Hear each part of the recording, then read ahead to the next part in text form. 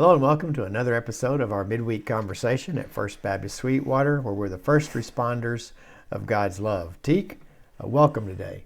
Thanks, Jerry. Thanks for being our hostess. With the mostest. So tell us about our setup here today, Teek. You've planned something special. Well, I mean, when you said Sunday that we were hostess, I decided the first thing that came to mind was, food. Yeah. So this is, we talk about Bob Goff and a lot, and so this can be like the official hostess of our podcast. I don't know. For those of you listening, we have Hostess Cupcakes, Hostess Twinkies, and Hostess Zingers sitting in the studio today. So do you have a favorite of these three? Zingers. Chocolate Zingers are the best. Okay, well. Now, Karen Harrison, Twinkies. You're kidding. Nope. I didn't know anyone ate Twinkies. Karen does, and I do too. But yeah. Well, I used to eat Twinkies. Used to? Yeah. Then I read the ingredients on it. Nope, don't do that. That's dangerous on anything. You never read the ingredients on a package. If it tastes good, you know what happened when I finally figured out that pork rinds, what they're actually made from? What? Pork rinds. No, well, as you said, do I know what happened? Oh, I went through a phase where I didn't eat pork rinds because I read the ingredients. So there we go. That's another good food choice right there. I like them. I'm that way about hot dogs, though. I don't read the ingredients on that. Nope. Plus, if you can't pronounce it, you probably shouldn't eat it anyway. Right. Well, welcome to our podcast this week. We are past our first week in a new series called Joy Always. Mm-hmm. Got kicked off Sunday. We're studying in Philippians. We'll do parts of each of the chapters. Mm-hmm. Probably in the conversation, it will encompass the entire chapter, really, right. Without reading it or expounding on certain points from those other verses, but it does give us a broader perspective and reach as far as what Paul's saying in those chapters. Okay. I like Philippians. It's easy. It's an easy read. I've been able to, I guess, jump into it a little bit more because it's a short book with just 4 chapters and reads like a devotional in a lot of ways. Yeah, and I talk about like with Mark, when you read it, you experience like the rushing of it. It's always immediately and suddenly. But with Philippians, when you read it, you can really hear, especially if you read it since the only first 4 chapters, you can hear the joy, you can hear the love in Paul's writing for that church and the impact they've had on his life. And with Reunion Sunday coming up, this coming Sunday, you kind of hope that's how people think about First Baptist Church. That if they were to write a letter, it would have that love and that compassion, that joy behind it. Right. And as we got into it Sunday, I made reference to our podcast last week, how you were all ready to talk about good things that had happened in 2020, right. While most people tend to have a little bit, I guess, darker view of events so far or to date. Yeah. But it was good, just to set up a context that it was done naturally for us because it is a part of the lectionary series. It's not one of the gospel readings, obviously, but it is New Testament reading that you'd normally read if you followed that in your Sunday morning worship. And it gives us a way to make sure that we cover these texts on a regular basis. Right. And so the timing is good for us. It kind of puts us in a place of maybe even redirecting our thoughts towards things that are right ahead of us. Right. We use the word lectionary. I wouldn't say real often, but we talk about it every once in a while. That's the reading plan that's set out for 3 years through the Bible. 3 year period, yeah. We use it. We don't stick to it exactly, but we use it, especially during the summer. In some of these in between times, we'll use it at Advent. We'll use it. So for those who are listening or watching, that's what I mean when we talk about lectionary. Right, and that's for us an important part of the way we view spiritual formation in our church. That it does create opportunities for you to go through the entire Bible over a period of years. And it's built on seasons. Right. So that's kind of nice. Yeah. So Sunday was good to get into the beginning of that text and thinking about Paul's context of being under house arrest, right. And yet still wanting to reach out to the Philippians and share his appreciation to them, his love for them, but then There were a few issues, not a lot there as compared to the Corinthian church, but there was a few issues of false teachers. And Paul, it seemed like his encouragement was just to help them not get overwhelmed or discouraged by what others were teaching, but rather find encouragement in the fact that the gospel was being preached. Right. Had that conversation today. That there's a lot of things that I'll see on like these Facebook youth ministry groups that I might not agree with personally, but as long as we have the same understanding of who Jesus is, then I can let a lot of it go and still say, hey, we're on the same page, we still love each other, it's good. Yeah, and I think, that does bring up a point, though, about, I think, when we consider how we've normally been able to extend our voice in terms of theology and life, scripture interpretation, whatever, that the social media world does aggravate that a bit, to so much that you feel like that you have to respond all the time. Right. And I think that's been the difficulty, because I like sharing my opinions on things, but really I demonstrate a lot of restraint on those comments and things that you see. It feels like too often in church culture today, we want to draw more lines in the sand than we do build bridges. That's a lot of metaphors mixed in there. But like, to me, sand, it eventually goes back to normal. So why are you drawing a line at certain places? Like, why is this your reason for saying I can't work with you, I can't trust you, I don't like you? When really a lot of it should be, like we've talked about in the last series, leading with love. Right. And that's, interestingly enough, that's where Paul goes when he talks about unity and the importance of unity. That's one of the recurring themes in terms of his working with churches. And that was something that I learned in a church start, is that when you consider all the things that, from a blank slate perspective, in terms of a church and function and values and mission, that the unity has to be priority. Right. And I know there's people who, from even our recent past and generations past, struggle with that. That we really have a tendency to want to get our viewpoint out there. And I think the way I typically say it is that we've in the past we've been far more interested in convincing, not conversing. Right. And that's why I host conversations on Sunday to engage people from all sides into something that they would find central, which would be the gospel. Right. In a conversation, you don't feel like you have to win. Right, yeah. And I think whenever there's a winner, there's a loser, and that's never a good way to build unity. Right, and that's also a good way to approach your Facebook. If there is already a thread, then just ignore it and scroll on. Right. That's probably the way to approach Facebook in general. Just keep scrolling.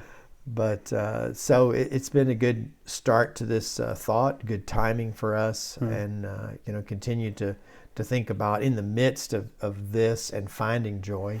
We are aware that it's everything just sort of on the brink of potential upheaval with the COVID virus, and so we are thankful that our numbers continue to stay low where we are, and that our folks continue to stay healthy. Right. I was particularly concerned, but yet at the same time grateful of the condition of our schools in regard to responding to all this. I think what we're seeing, I think ultimately we'll look back on this and be very, very pleased, very proud of what our school officials have done to make this happen, because it is a very strenuous task. Yeah, school officials, teachers, even students, just being able to go through this together and do what's best for the community. Yeah, been impressive. And I won't say that it's not the new experience, having been on the third floor last couple of Wednesdays and watching kids start to arrive with masks on and everything like that. It's a bit second nature now. It's not a debatable problem, seems like. Right. No, they've responded really well. The difficulty for me a lot of times is speaking through a mask. You don't realize how much louder you have to be. Well, you've tried everything, right? You tried the shield the first week. The sheet, and I did the shield. That's become my consistent up front. because I knew that a mask I wasn't going to be able to project as big as that room is.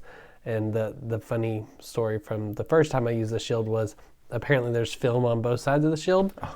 And I tore only one side off, and then I was still just frustrated because the lights were looking weird in the top of my eyes. And so Sunday morning I get Daryl dog at a face shield, and he pulls off one side, and as I'm watching, he pulls off the other side. I said, wait, there are two sides and the kids busted out laughing, and man, it was much better this Wednesday night when I could actually see what was going on. Right.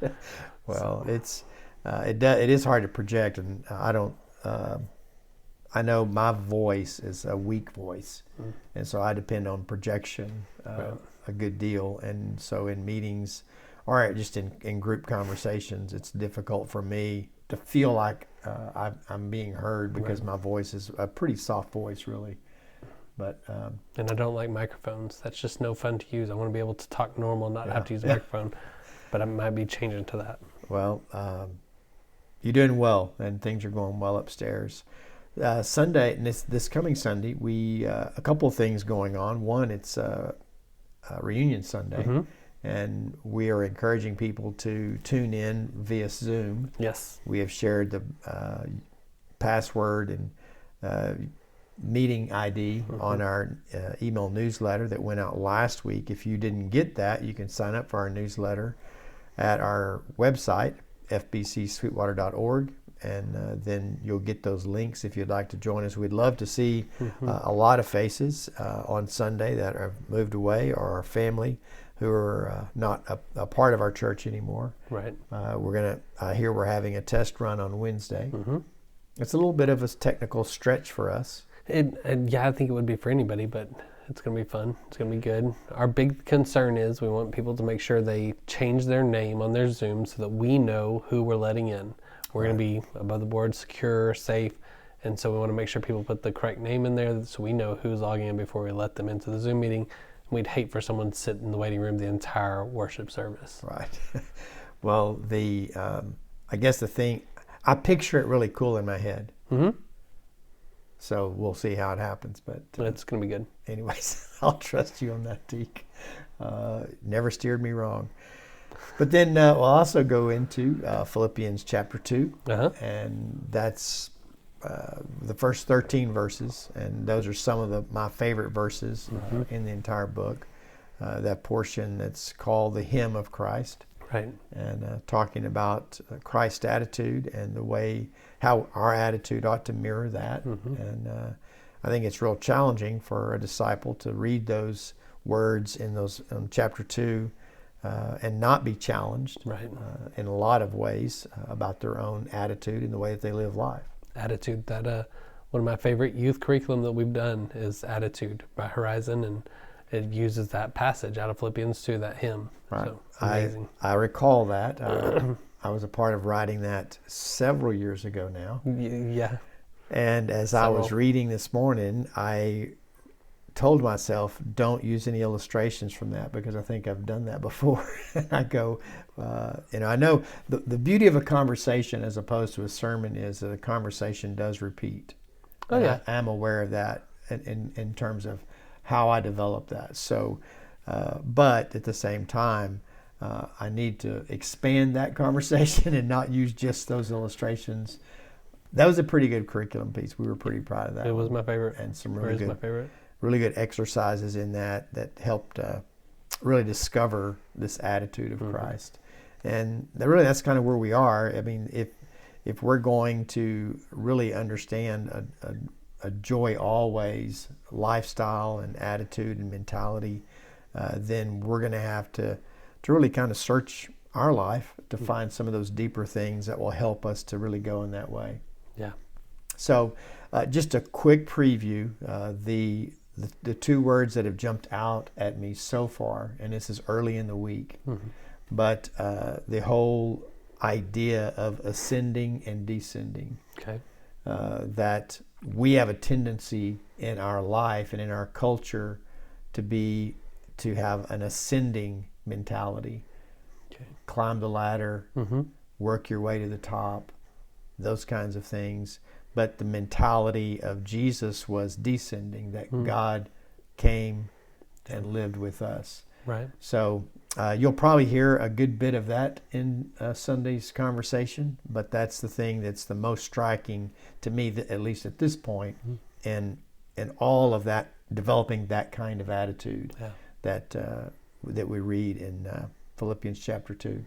That's going to be good. Yeah. So I encourage you to go ahead and really, I think you can read one chapter, for sure you can read one chapter a week, but or you can read a chapter a day and just repeat those throughout this series as a part of really letting the scripture sink into your experience. And this would be a good one to experiment with that if you've not done that in other ways or with other texts in your devotional life. It's short enough and easy to read that you could do that, and that would be a pretty special experience in your life. So you could use different translations since it's only 4 chapters, and we got 4 weeks. Use different translations to see how different ones interpret. Right. That'd be cool. That's another good way, another good technique there as far as your discipleship. And also remind you that we do write a weekly Bible study that goes along with this. That's available. A few hard copies at our welcome table on Sundays, but also on our website you can find that downloadable Bible study at fbcsweetwater.org. So anyways, Teek and I are going to get out of here and start talking about Sunday, and he's going to convince me that all this stuff's going to work out well. No, I'm just convincing you it's going to be fun. I'm not sure it'll work out well, but it'll be fun either way. Mark his words and check mine.